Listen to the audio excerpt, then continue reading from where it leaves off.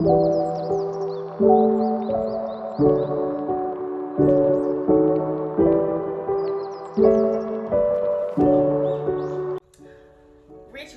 rising, my beautiful beings. I am Rose and this is Rose, and I'm back with another video. If you are new to my channel, make sure you subscribe and subscribe for the channel, y'all. We're trying to get this algorithm up because I have a lot of things going on, and I'm pretty sure my messages everybody just need to hear me. So with that being said, if you have not, make sure you sign up to become a VIP member for a Sweet Rose big launch that is happening very soon, and you don't want to miss it because this gonna be like, ooh. But yeah, I have new ingredients, new products, all of that good stuff. Y'all already know. If you knew how Sweet Rose was rocking before and the quality of our products was already top tier, you really gonna love what I have coming in store. But that's neither here or there. So jumping right into the video. So today I wanted to really talk about suffering and surrendering and pretty much just about life, but this is something that I'm able to recognize in my journey at this point. So I do want to start off by reading something, and this is from the book The Power of Now, and I just thought that this was very interesting, an interesting way to put perspectives, especially within the Black community or any community, bringing sisterhood together, how we're supposed to do that when individually we all think we're suffering when actually we're not. So just listen. I love the Buddha's simple definition of enlightenment as the end of suffering. There is nothing superhuman in that. And what I picked up from that, which is, I'm just relating it to my life, when we have this enlightenment, which pretty much your enlightenment is just you literally seeing that you are in a space to where you can start over from scratch, reinvent who you are, but do it the right way. And it's called an enlightenment because it's bringing enlightening you, okay, into your life, like really sitting down and sitting here and just really paying attention to your life and seeing that the things that you are allowing into your life, you're ending the suffering of that, literally. Whether you were at a job you didn't want to be at, whether you was in a relationship or a marriage that was just shot to shit, like it's literally you ending the suffering of that. And I feel like a lot of people get so trapped up with the past of things and the feeling of things that we once were so in love with, and we grew to admire and adore those memories and those moments. But honestly, all of that is just memories. Those are just thoughts, and those are just emotions. And one thing I'm figuring out, and shout out to Yaki for this, because I didn't really think about it like that. In my previous video, I stated that we had 3 brains, and this same thing intuitively, especially as women, this same thing, the ending of suffering, a lot of times our body is already telling us that something is coming to an end, but because we lack awareness and we are on this, I don't know why as humans we are on this quest to having things happen so fast. We're in this quest of I need it right now, or we're in this quest of things being rushed. And what I'm finding out, which I actually was meditating and I did some breath work, and what I'm actually understanding is when you slow down, you're able to see your visions clearer. You're able to see the process clearer. But when we're moving fast, we're bypassing life, we're bypassing everything, we're bypassing the moments and things that really matter, especially if you're a person who makes decisions off of impulse. Like, you're constantly just doing things, and you're missing life's messages. You're missing your messages that you're supposed to receive. So that's why it's important for us to slow down. And of course, I got my notes. I'm trying to make sure I got everything. But the only way to end your suffering is to literally change your perspective on life. Sometimes we could be feeling like we're going through everything under the sun. We're going through so much, but all it takes is for you to literally just relax, take you some deep breaths, get into a homeostasis state, just relax and bring yourself back to center. And you can see how life is opening up new doors for you. You can see how the universe is all those things that you were praying about and you was manifesting. You can see how all of those things are right in front of you. Like, y'all, I'm literally a living testimony of that. I was praying months ago that I'm tired of not being able to model, not being able to get gigs, not being able to network with people. Like, I was literally constantly in that time where I didn't have any of that, or I wasn't doing any of that. I was always praying, like, okay, like, God, I pray. When I do my prayer, I speak things into existence as it's already here. And so in my prayer, I'm like, I'm so happy and so grateful to have networked with like-minded people, or people who are generous, or people who are who want the same things that I want, or want to expand, want to grow.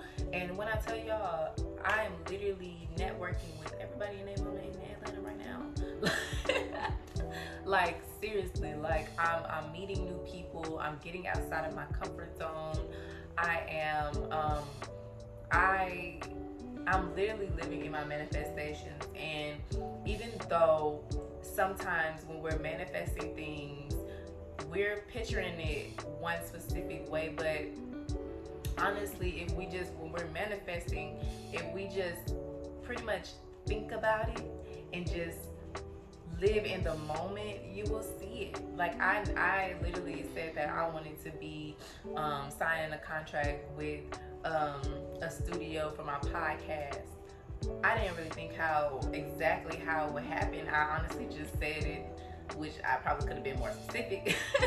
But even still, I signed a contract with this studio, and I have a podcast that I do every other Saturday.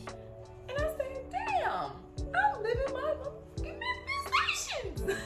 That's so exciting. It really is. And to be in the start of something like that, and being able to take in these moments and literally show much gratitude for the things that we literally accomplish in life. Because at some point, even as you're going through your daily life, you ask for the things that you're going through. Like, literally, even whether it's intentional or non-intentional, we ask for those things, especially if you are constantly an overthinker. And our minds are very powerful. So the things that is what you think most about is what will come forward. So if you're constantly thinking of negativity, you're constantly thinking of violence, you're constantly just listening to violence, what do you think you're going to produce? What do you think you're going to give off to the universe, and that comes back to you? And that's why it's important to be mindful of what we have going on within our realm. And what I want to go back to, because I did kind of just ramble, but the end of suffering, I really love that.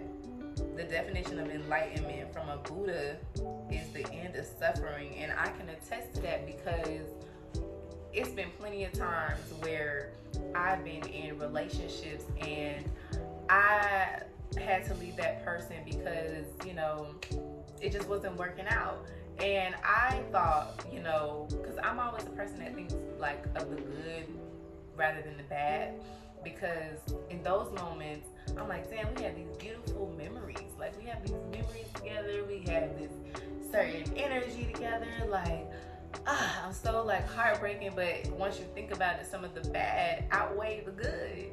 Like, it did. Some of the treatment, whether it was the treatment or how someone showed their respect or whatever it was, it definitely outweighed the good. But that's me thinking about the good old time. But but that's to say, you know, when I started sitting back and I started doing breath work and I started just recognizing, having that self-awareness, and just being able to see when I am out of alignment with myself, and having to have the courage and the energy and the just the self-awareness and the grounding. For me, it's the grounding, because I'm a flower. Look, I'm sitting like a pot. Literally. But look, this is like a flower. This is the base, the pot. This is the body. Flower, hair. Cool, right? But I goes to say,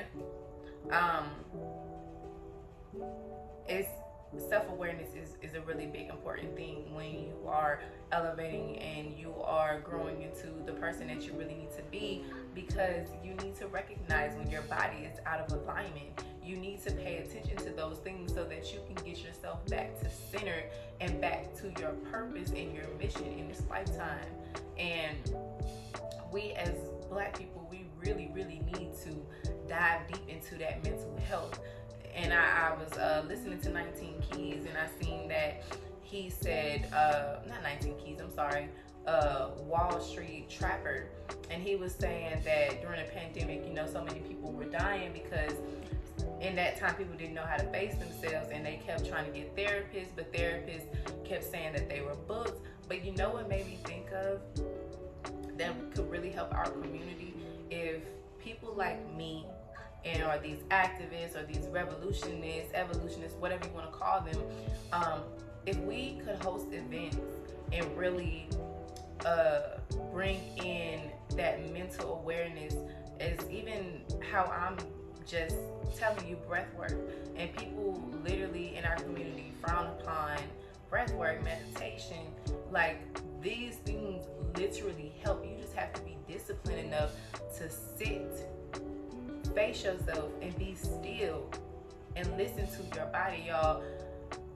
All of our healing comes from just our body, literally our mind, our spirit, our mind, our body. If you sit long enough to listen to yourself, listen to your body, analyze, give your body a full scan, it will literally tell you how to heal itself, whether that's mentally, spiritually, or physically. It will literally tell you what to do. I'm literally going through a fast right now. And the only reason I'm going through a fast is because I sit with myself, and my body and my mind and my spirit told me to fast. We have to pay attention to those things, because that helps us realign ourselves to our center. And then it'll also give you clarity on situations that you have going on in your life. End of suffering. Literally, because what I'm realizing too is, as we go through these life cycles and these seasons with people, it's so hard for us to detach from those people and those things, because of simply having an emotion that we have not dealt with. And when you center yourself and you're able to sit with that feeling, you're sitting with that emotion, and you're learning to detach and unlearn that emotion from that experience, and take what you need to, you know, of course, learn from that lesson. Life is so much better. It's so much easier to let go of that situation and that person that you were dealing with. And yes, you're going to, and yes, in your journey, you're going to miss those people, because those are memories that you created. Those are feelings that at that point in your life, that person was everything that you wanted. That person or that thing was everything that you needed. But when we're elevating and we're constantly growing, we have to learn to detach ourselves from people. and from things. Like literally learn there is so much power in of the now. The power of now. There's so much power in the present moment. There's so much power in detaching. There's so much power in letting go. There's so much power.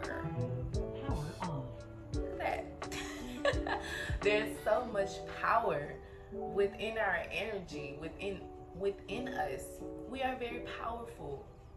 Literally. And as women, we are way powerful, y'all. We have the ability to birth a whole nation. We have the ability to birth generations. We have the ability to birth anything we freaking want. Literally. We have two. We have womb here, and then we have things that we can birth up here. For most men have wombs too. Their womb is in their head. They birth from creating things in their mind and being able to execute it. That's that masculine power. That's that energy. And us women, we're creative. We flow better when our womb is taken care of, our home, our temple is taken care of. That we function the best like that. And I'm not sure why people in today's society frown upon having and living a healthier life. It just does not make sense to me at all. It just, it makes sense to me, but it don't make sense to other people. And it's crazy. You know, we have to be one with ourselves, and then we be one with the community. Because I've already discovered that I am a revolutionist. I'm an activist. I am pro-blackness. I'm all of that. And this isn't to throw shade to the other communities, the ethnicities, nationalities, whatever. But this is who I am. And I'm grateful to be here. And I'm proud to be black. And I'm proud to be a black woman. And to know where I'm coming from and where I stem from and where I'm going and where I'm taking my nation of people.